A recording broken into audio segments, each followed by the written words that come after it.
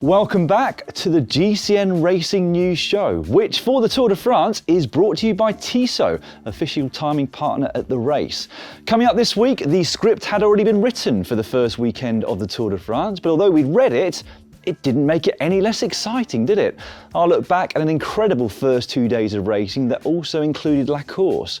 We've got the Lotto Belgium Ladies Tour, news on Valverde's retirement, news on the fan who caused half the peloton to crash at the Tour de France, plus history has been made at the race across America.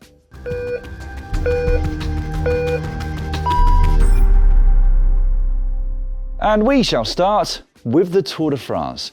What an opening weekend we have had. 2 fairy tale stories that could have been predicted, but which was still enthralling and entertaining to watch. 2 stories and performances that will inspire a generation of youngsters to take up cycling. 2 riders who will bring thousands, if not millions, of new fans into our amazing sport. Stage 1 was always going to be a nervous affair, with so much on the line in both what could be won, but also what could be lost. But it wasn't those nerves that caused the first major crash of the race. Rather, a roadside fan, in inverted commas, who turned her back to the race and stepped into the road and into the path of Tony Martin. With the speed they were going and the proximity of the riders to each other in the bunch, it was like a house of cards falling down, and it would spell the end of the race for Jascha Sütterlin of Team DSM and leave many others very much wounded. Somehow, Tony Martin managed to finish that stage, another unwanted reminder of just how tough pro cyclists are. A second crash inside the last 10 kilometres was even worse. Mark Hirschi was left with a separated shoulder. Chris Froome could barely stand up, whilst Ignatius Konovalovas had to withdraw through concussion. Cyril Lemoine was there with broken ribs and a collapsed lung. It was a disaster. A Mother of the Year award, though, goes to this lady who quickly pulled her child to safety, with cyclists and bikes suddenly and unexpectedly flying towards them at the side of the road. The race continued though at a furious pace, and one set by De Koning Quickstep into and up the foot of the climb to the finish in Landeno. Matteo Cattaneo pulled so hard at the bottom that teammate Ballerini had to sit up before he'd even hit the front. Alaphilippe even had to close a gap to his teammates, they were going so fast at that point. But I particularly loved this effort from Dries Devenijns, who famously didn't ride the world champs in Imola last year because he didn't want to ride against the man he would normally ride for. A nod of the head to the world champion to get him on his wheel, and a subsequent acceleration that burnt the legs of all their rivals and which set up Alaphilippe perfectly for his attack. And talk about panache. I mean, Alaphilippe has it coming out of his ears. Can you imagine being world champion, riding the first stage of the Tour de France with the weight of expectation of an entire nation of your shoulders, and still having the balls to attack with over 2Ks to go? I can't, but the Frenchman didn't think twice. The lack of initial reaction by anyone else was, I think, because they couldn't rather than they wouldn't. Alaphilippe sailed up the road, the script had already been written, and Alaphilippe was delivering the lines like a true Hollywood star. Chapeau, that was a masterful performance. Now the win would also of course put him into the yellow jersey and also the green, and that means that Alaphilippe is part of a small club to have worn the white, yellow polka dot and now green jerseys at the Tour de France, even if he only wore that green jersey on the podium because Michael Matthews would wear it on his behalf the following day. Only 5 riders have achieved that feat before Alaphilippe, 3 other Frenchmen, Jalabert, Virenque and Bernardeau, plus Greg LeMond and David Miller. Now this was the front cover of legendary French sports newspaper L'Équipe the following day. It may be 35 years since a Frenchman has won the Tour de France, but Alaphilippe has given them plenty to cheer about over the last few seasons. Stage 2, the second of 4 stages in Brittany and northwestern France, was another hilly affair with 2 ascents of the Mur de Bretagne in the finale, both of which saw attacks from Mathieu van der Poel. Now I don't know about you, but my initial reaction to his first attack was, here we go, but then it was quickly followed by a reaction which was, how silly is this? I mean, he's not going to have anything left for the final climb up towards the finish. I really should know better by now though. Mathieu van der Poel is capable of things that even the world's best riders could only dream of. And when Nairo Quintana attacked on the steepest section on the final climb with over a kilometre to go, Van der Poel was the rider to react. When Sonny Colbrelli counter-attacked a few seconds later, Van der Poel was the rider to react. And a couple of seconds after that, after a quick glance over his shoulder, Van der Poel made a third acceleration, more brutal than the others, and just like Alaphilippe the day before, nobody could react. And the rest will forever be written into the history books. Van der Poel soloing to victory, picking up 10 bonus seconds to add to the 8 he picked up from his first attack, and that was enough with the gap that he got to the line to mean he'd gone into the yellow jersey as well. And the significance of that achievement was not lost on any cycling fan. His grandfather, the late Raymond Poulidor, had been an incredible pro cyclist himself, but a rider who never quite managed to win the Tour de France and who never wore the yellow jersey in that race.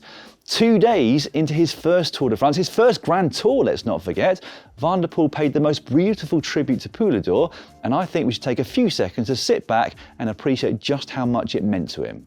I have no words. Really, I don't know what to say. You won a stage on the Tour de France. Can you talk to us about the way you won it? Because you went to go get those bonus seconds at the top of the first climb. You went to get the victory as well. I mean, you wanted this one so much. Yeah, for sure. I gambled a little bit and I played everything I got the first time already because I knew I needed the bonus seconds if I wanted the jersey, and it was also my last chance to get the yellow jersey. So it's incredible. Who were you thinking of when you crossed the line? Yeah, my granddad, of course.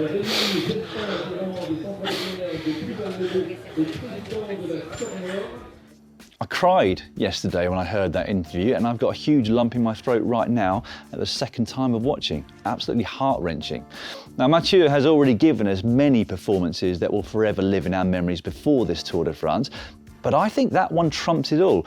He may have produced physical performances that are on a par, Amstel Gold in 2019 for example, and although it didn't have the last second suspense of that day, the meaning behind this one takes it to another level, I think. Now, we don't know exactly what sort of power Van der Poel was putting out as he violently stomped on the pedals yesterday, but we can get an idea from others. Jack Haig of Bahrain Victorious, who put in a second solid performance in 2 days, averaged 527 watts for 4 minutes on that final ascent to the line. Van der Poel would cross the line 8 seconds in front of him and spent a lot more time in the wind, let's not forget. And I really like looking at all the different stats, but what I've most enjoyed about the opening 2 days of the race is knowing that they will have opened up the door to thousands, if not millions, of new cycling fans. People who will grow to love the sport just like we do for its excitement, its drama, and the incredible stories it produces. And this new generation of riders are ripping up the rulebook, rewriting the recent formula of how you go about winning big bike races. I'd really feared that pro cycling was heading towards a place of predictability, a set of instructions that you needed to follow in order to win those races. But my fears have recently been allayed. And I'll say it for about the 10th time this year, there has never been a better time to be a fan of bike racing. Our tagline at GCN Plus is cycling like you've never seen it before. But I'm quickly coming to the conclusion that that's nothing to do with our broadcasting of our great sport, but everything to do with the riders. Just incredible. Now, just before I finish with that part of the race, I've got another stat for you, which I learnt through Grace Note Olympic on Twitter. Mathieu and Adrie Van der Poel are the first ever father and son to have worn the yellow jersey at the Tour de France. What a family. Imagine if Van der Poel and Van der Breggen never got it together and had kids. I think the rest of the cycling world might as well give up at that point. And what a season Alpecin Fenix are having. They are the first non-World Tour team to wear the yellow jersey since Team Europcar did it back in 2011 with Thomas Vauclair. And as a team, they've now competed in 2 Grand Tours and won on the second day of both of them. Now, it's almost hard to believe I've got to this point in the Racing News show, and I'm yet to mention anything about the general classification riders. That battle, though, too, has already been fascinating.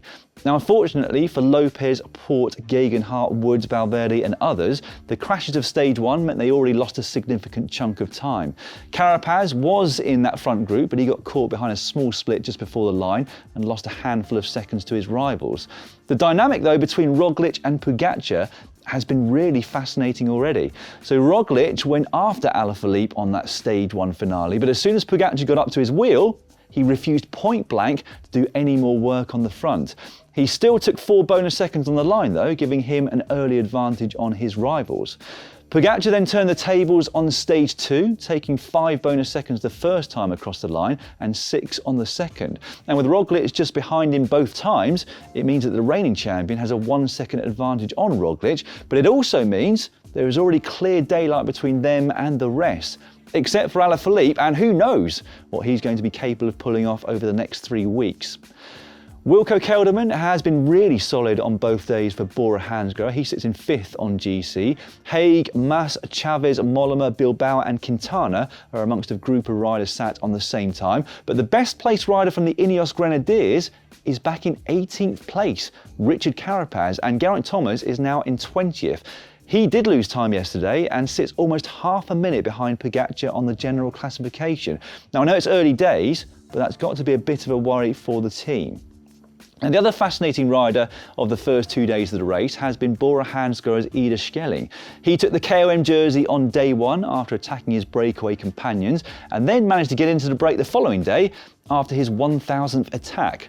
Now the battle between him and Perez of Cofidis has been fierce to say the very least, and it was wonderful to see how much it meant to Schelling as he moved back into the lead of the KOM competition on this climb on stage 2.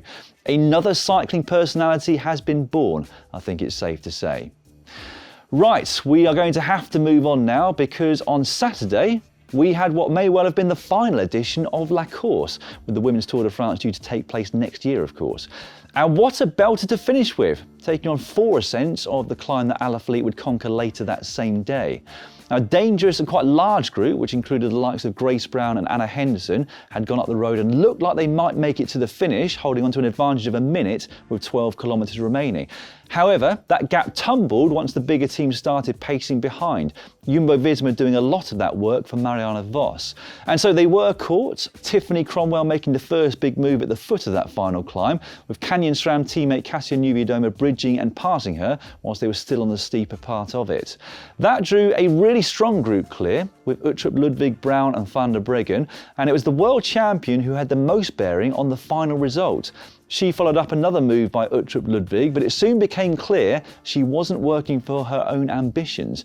Just like Liège-Bastogne-Liège back in April, van der Breggen placed her full confidence in her teammates and up-and-coming rider Demi Vollering, despite the presence of Marianne Vos in that leading group. And that confidence, for the second time, was very well placed. In the sprint to the line, Vos cut across Vollering, which slowed her significantly, but despite that, Vollering had enough left in the tank to get going again and come past the Jumbo-Visma rider before the line. Another huge win and really cementing the thoughts that she will sit on the throne left vacant by van der Breggen at the end of this year. Can you imagine trying to race against the Dutch team at the upcoming Olympic road race this year? Vos, Vollering, van der Breggen and Van Vleuten. I mean, that's not a bad lineup, is it? Uttrup Ludwig put in a great sprint herself on the day, also coming past Vos to take second. It was a disappointing one for Lizzie Deignan. She would finish 9th and never quite managed to get on terms with that front group. Right, time now for me to tell you what's coming up on GCN Plus this week. Firstly, the Tour de France, of course, and if it's anywhere near as exciting as the first couple of days, we are in for a real treat. Today and tomorrow look good for the sprinters, then it's the time trial, and then we've got the first of the mountains coming up this weekend. Will it be the Pogačar and Roglic show, or will somebody else be able to suppress the Slovenians? We shall find out in due course. On Friday, the biggest stage race currently on the women's calendar begins, the Giro Donne, a 10-day race, and I've got some good news. We have it live.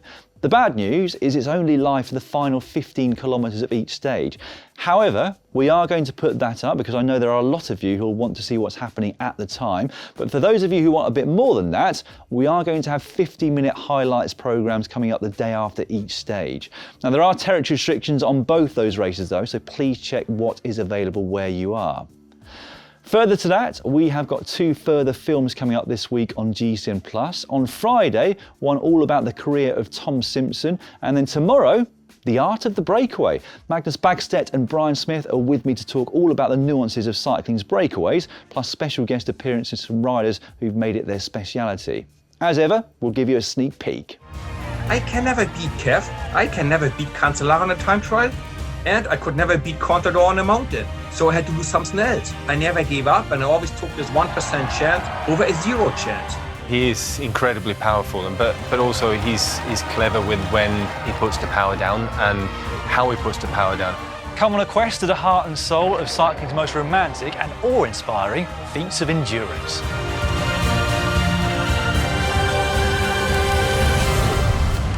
Don't forget, all of our films and documentaries are available in all GCN Plus territories.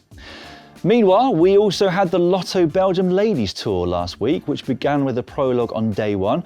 That was won by Ellen van Dijk of Trek Segafredo. However, it was her young teammate Elena Bagstedt who had the most impressive performance on the day. She finished runner-up, just 2 seconds down. She's only 19 years of age still, and she's still coming back from a serious injury from last year. And that performance, I'm confident, is a sign of things to come and big wins in her career. And performances and big wins are a regular occurrence for Lorena Wiebes already, and it was her who won the following day. Her 8th win of the season, her 31st pro victory, and she is still only 22 years old. I think it's safe for us to label her the queen of sprinting right now, and potentially for many years to come. Now, there were a series of mechanicals in the breakaway on stage 2. Lotte Kopecky, Ellen van Dijk and Alice Barnes had gone clear a long way still from the finish. But then firstly, Kopecky needed a replacement wheel, which took so long to change that she was off the back of the bunch by the time she'd got going again. And then Van Dijk got stuck in her 53.11, the biggest gear. That left Barnes solo, and despite a valiant effort, she was eventually caught. In the end, it was Canyon SRAM's Amelia Alusic who won solo by 3 seconds, and that marked her first win in the space of 3 years. Second place on that day, though, had put Wiebes into the leader's jersey going into the final stage, which finished up the Muur van Gerardsbergen, and she was making a good fist of defending that lead. However, riders were using the bike path left, right and centre to avoid the cobbles, and that was her undoing. One of them came off the bike path on a corner, effectively T-boning Wiebes and taking her down. A very powerful display up front saw Kopecky take the win on both the stage and the general classification. Wiebes trailed in 28 seconds down though, and must have been left wondering what could have been. Right, I'm now going to move on to some other news from racing over the last week, and there have been 2 incredibly unfortunate incidents for pro riders off their bikes. Trek Segafredo's Koen de Kort has had to have 3 fingers amputated on his right hand. Now, we don't know the details of what happened, and to be honest, we probably don't need to or want them, but it was in some sort of off-road vehicle accident. Koen is one of the most likeable and therefore liked characters in the pro peloton, and so I think the news hit everyone extremely hard over last week. The other incident involved Dutch pro Maurits Lammertink of Intermarché Wanty-Gobert. He was out with his family buying them an ice cream when he was hit by a scooter. He was taken to hospital with severe head injuries, although thankfully those injuries are no longer life-threatening. Goes without saying, but we wish both Moritz and Koen a speedy recovery, and we're both thinking of you all a lot. Meanwhile, the controversy surrounding that opening day Tour de France crash continues. French police have requested that the lady come forward or that others help to identify her. She could potentially be charged with fleeing the scene of an investigation, which could lead to a fine of up to €15,000 and 1 year in prison. Now, there is speculation that she is a German fan, which I wasn't expecting because I'd actually assumed it was someone local that wasn't a cycling fan and therefore more concerned about getting some TV time and not watching the race. However, if she had travelled all that way from Germany, you'd imagine she must be a big fan of the sport. I'm going to move on to much better news now because history has been made in the race across America, which has just had the first ever female winner. 52-year-old Leah Goldstein covered the 3,000 miles or 4,800 kilometres in a time of 11 days and 3 hours. A brilliant story which we're going to cover more in depth in tomorrow's GCN show. And there we'll also be looking more about Lachlan Morton, who's riding the route of the Tour de France this year, solo and unsupported, but not only the stages themselves, also the transfers between them. A huge effort, and we'll be hearing from the man himself on that GCN show tomorrow. I'll finish this week's GCN Racing News show with a bit of transfer and retirement news. Danny van Poppel, currently with Intermarché Wanty-Gobert, is rumoured and reportedly heading to Bora Hansgrohe next year, whilst Vidafits reported that Lotto Soudal's pairing of Kobe Goossens and Gerben Thiessen are going to Intermarché Wanty-Gobert. And finally, Alejandro Valverde has confirmed that he will not be retiring at the end of this year. He didn't shine in the first 2 days of the Tour de France, partly down to a crash of course, but he did win a stage of the Dauphiné recently, so he's clearly still capable of winning very big. Okay, that is all from me for this week. I'm sure you'll all be glued to the action over the next few days, as I will be. And I'll be back to round it all up on the Racing News Show this time next week. I'll see you then. Thanks very much for watching.